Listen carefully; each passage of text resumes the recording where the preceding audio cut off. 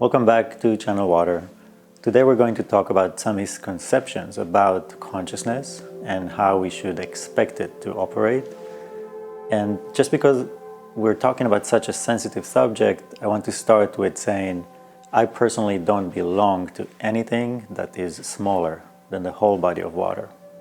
So any smaller group, story, any type of separation, I'm not here to promote it, I'm not here to support it. And that's why we're making this video now, because there is a certain way consciousness expresses itself, and there's so many tensions between those different stories. And this is what we'll talk about here today, to kind of debunk that whole idea that we should find one story. So before we start, I just want to make sure that people don't get triggered and think that we're here to support one side of any of the stories. We're here to talk about the greater story of consciousness. The reason I'm making this video today is because there's a certain argument out there that I keep hearing from people like Ricky Gervais to Lawrence Krauss, or many different artists, scientists in different debates. And the argument seems to make sense for a second, but then when you understand the difference between consciousness and matter, between the science of matter and the science of consciousness, you realize that it doesn't. We're trying to apply something in the wrong place. So the argument we always hear is that if we took all the knowledge of science and all the knowledge of mythology, religion, the stories ever told, and we burn it to the ground and start from scratch, as far as science, we will recreate exactly the same science. Everything will be recreated exactly the same. So the laws of gravity, the laws of matter, how we use and manipulate matter, measure it, everything will be exactly the same. But all the stories ever told, all the religions, all the mythologies will disappear, and we will recreate new ones. The second part of the argument is that the laws of science, the laws of matter, apply the same way all over the world. So wherever you go, the measurement of gravity, time, temperature, everything will be the same all over the world. So there is something unified about the laws of physics, our science. Yet, when we go all over the world, we find the different stories, religions, mythologies in every different place.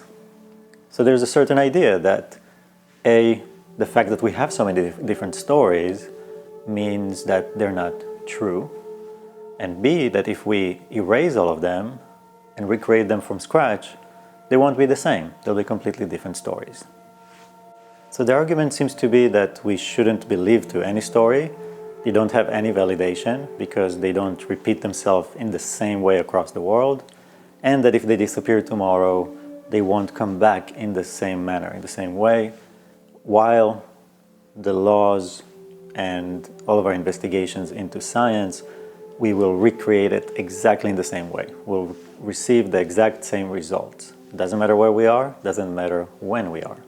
So when we look at matter, the science of matter, imagine the periodic table. We have all the different elements. So we've mapped all of them, experimented with them, reached certain conclusions.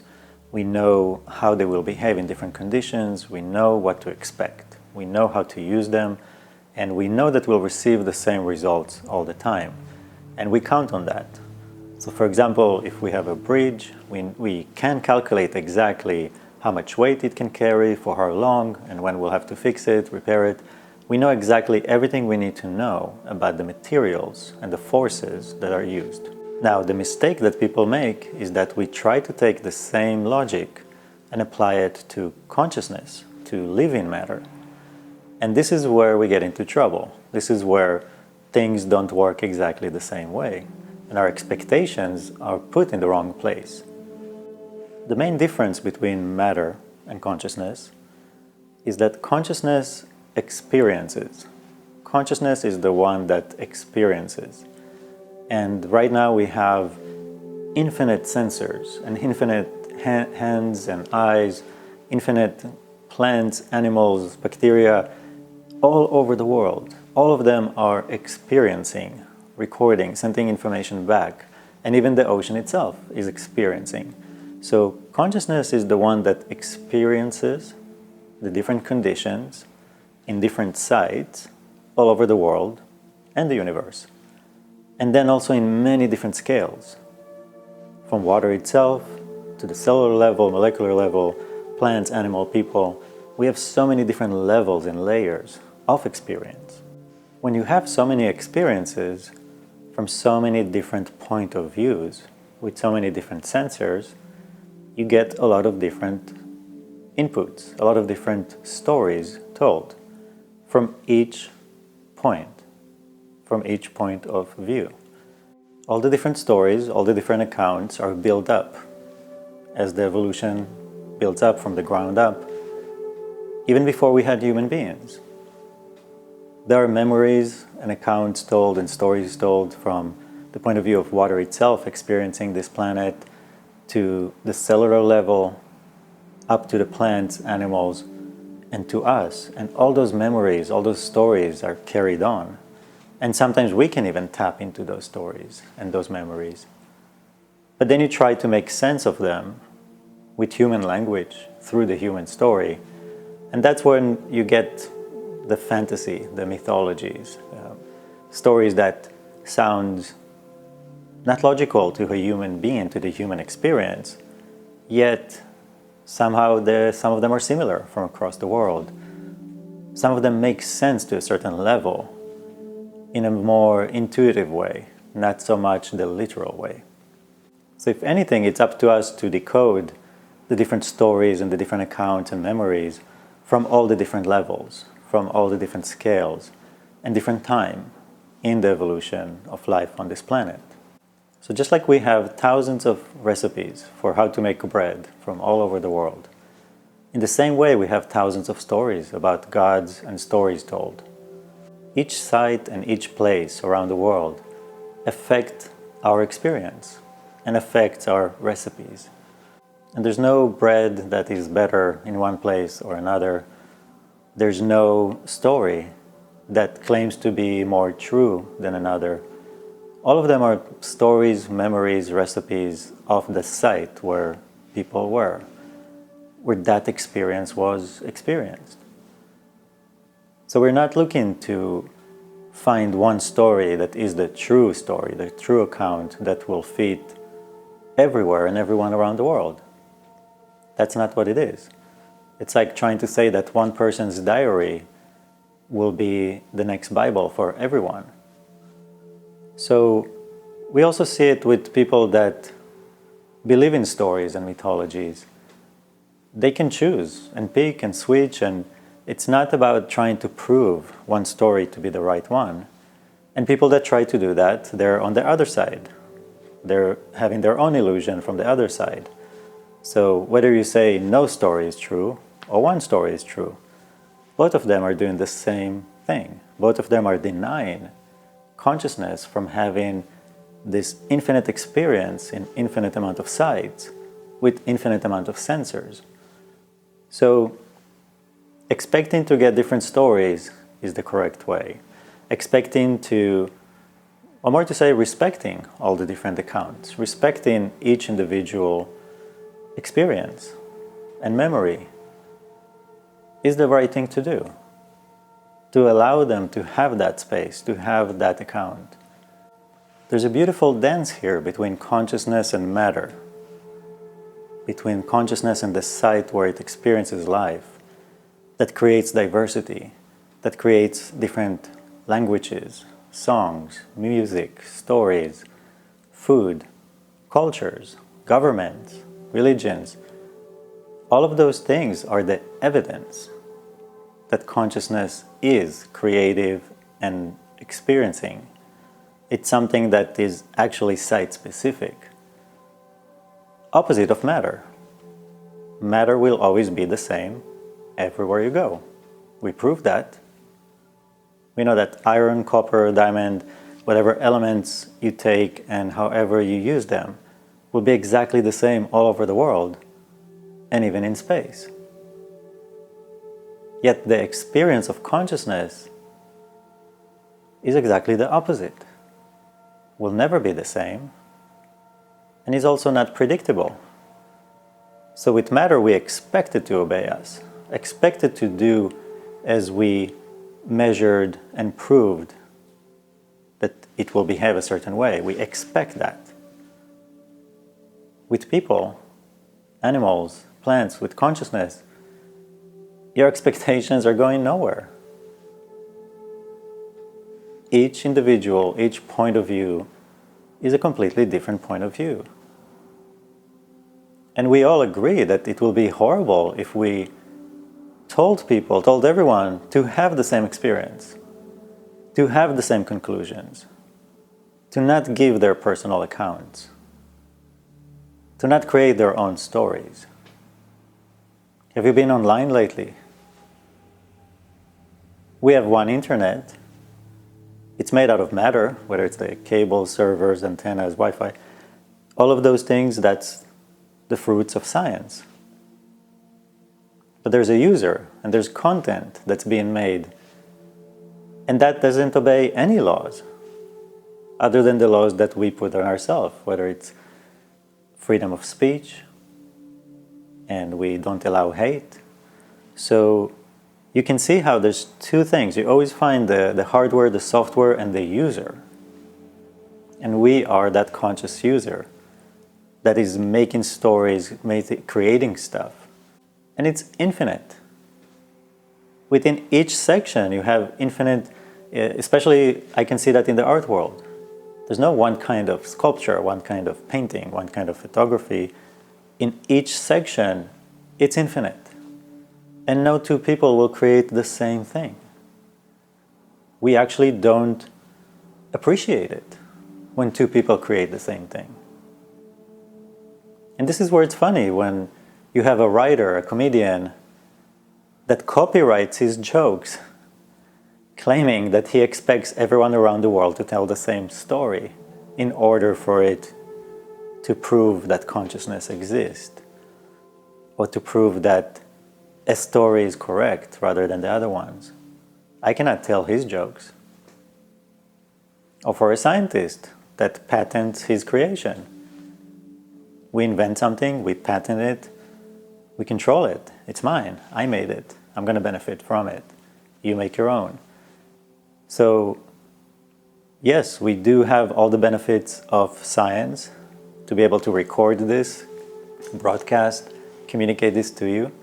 And that's why we are the creative force behind it that helps us express ourselves and improve our condition in all these different environments. But I don't see the reason to also reflect it back and saying, wait, why shouldn't we behave like matter? Be the same, predictable, tell one story, be one way, be one thing, in order for us to be true? So matter doesn't have a personal experience. It only tells one story, only one law. And that law remains the same, always. Consciousness experiences. And if you burn all of our memories, we will recreate new ones, as we are experiencing now. New stories will be told. No one has the right to then come back and say, my story wasn't true. My account wasn't true. Or my account needed to be similar to somebody else in a completely different place. Different environment, different upbringing, different conditions. To expect that is not scientific. It's not logical. So the science of consciousness is not the science of matter. Whenever you try to take the science of matter and apply it to consciousness, you're ridiculing yourself. Because at that moment you step out of understanding what consciousness is based on our account. We have done the experiment. Humanity is the experiment. We have all the data. And we know that you will get different accounts from different point of views everywhere. The closest you can put two heads together, still they will not see the same view. Still their input, accounts, feelings about the same situation will be different. We have the proof that consciousness is a creative, experiencing force of life. If you had one story told, if you had no diversity, then you would be correct. Then you would say, oh, okay, consciousness is just like matter. It always does the same thing. It always behaves in the same way. We know what to expect. So can you see the contradiction that if we were successful scientifically, as far as consciousness, we would have had one story and not copyright, patent, all those many different ways to ensure our originality. Do you see that contradiction? Do you see that consciousness is art and science? The fact that the scientist is in the lab making an experiment, that is the proof. That is consciousness manipulating matter. That is us mapping, categorizing, using, building. Consciousness is in the business of construction. That's all we do. Architecture, technologies, vehicles. What would be nice is to hear from artists and scientists of how they're tuning into their creative nature, and when they write stories, when they write jokes, when they are working in the laboratory, when we get inspiration, when it's something that's beyond words, that we just have a certain understanding, and how that comes up to the surface and we express that, and that even need to have that as an original thought, to copyright it, to give a patent to it, to benefit from it personally. That is the more interesting part that is actually happening. So if you're sitting at home right now thinking, am I conscious? That's it. Congratulations, you are. Just asking that question puts you in that position. I've yet to meet a rock, a piece of iron, or copper that have ever asked that question or participated in any conversation. This thing is very basic, and it's you. It's us, it's each one of us. A pixel of consciousness, part of a bigger ocean of consciousness, and we're all telling individual stories. And you should always expect to have billions of stories, billions of accounts. And the environment has a part in that, since we are the conscious being, which is aware of its environment and react to the environment. But we should not give credit to the environment. The environment is the passive actor in this equation, even if it's changing. Because as far as the environment have survived. It has nothing to survive for, or differently, or more. We're the ones that are moving through the environment, adjusting, adapting, surviving. And we'll make a whole different video just about that. What does it mean to survive? Because many people here have lost the logic of what is survival. Our survival is our evolution. Consciousness is evolution. It's an evolution of architecture, evolution of creation, a creative force that is constantly making more, better, since we're growing. We're making more complex technologies. It's all due to numbers growing, to us growing. That's what nature does, grows and expands. And it's us. We are that nature that is growing and expanding. To me, it's more amazing the fact that matter is so predictable, that we do have those laws in this completely random world. The fact that we can expect exactly what to find, how things will behave, to send a satellite into space and know exactly what it will do, where it will be, how the materials will react to their environment, how long it will survive and operate. That's what's amazing, that we find so much order within matter. And that's where consciousness is different from matter. Consciousness is the one that does not obey those laws of physics, the laws of matter.